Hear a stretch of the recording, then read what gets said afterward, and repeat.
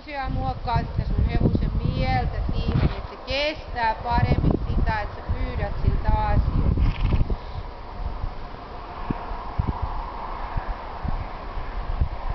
No, vielä jokunen pysähdys.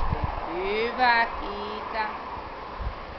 Sä miten sinä ajoitat sitä pysähdyksen pituutta? Sä haluat, että se seisoo niin kauan kuin sinun sattuu huvittamaan, mutta sä koetat ajoittaa kuitenkin se niin, että sä et ylitä sitä sen sietokykyä, vaan se vähän kerrassaan saat sen sietokyvyn kasvamaan siihen, että kuinka kauan ollaan paikalla. Ravihevosilla monesti on niin tavallaan se homma on sellainen, että kun ne on valjastettu ja laitettu kärryt perään, ne päästetään irti ja sen jälkeen ne kävelee tai ravaa koko ajan. Ne ei juurikaan seisoskele odottelemassa yhtään missään elämässä. Sitten taas kun ne tulee lenkiltä, lyö kahta puolta kiinni, otetaan vehkeet pois. Eli niiden maailma ei sisällä tämän tyyppistä työskentelyä, mitä ratsastuksessa sitten taas on paljon. Jos menet valmennuksiin, teet kerätään kartoa ja siellä selitetään asioita ja harjoitukset sisältää paljon pysähdyksiä ja siirtymiä ja sellaista. Eli siellä niin kun, tavallaan se työtehtävä laatu muuttuu paljon nopeammin kuin ajohevosilla.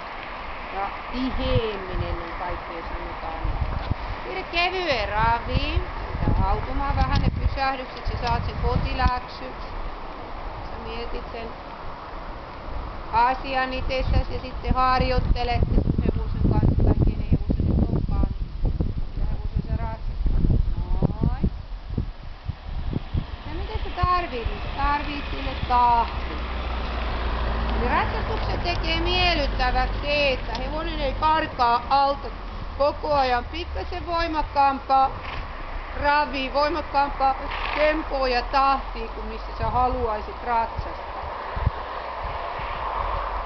Eli ensimmäinen asia siinä ravissa on se, että sä koetat löytää tahdin. Tue alapohjeen lähemmäksi hevosta, että sun on helpompi säilyttää sun tasapaino.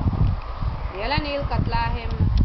Se kevennys perustuu siihen, että sun tuki tulee jalustimesta, vaan tuki kevyessä ravista täytyy hakea alhaalta sieltä hevosen kyljestä.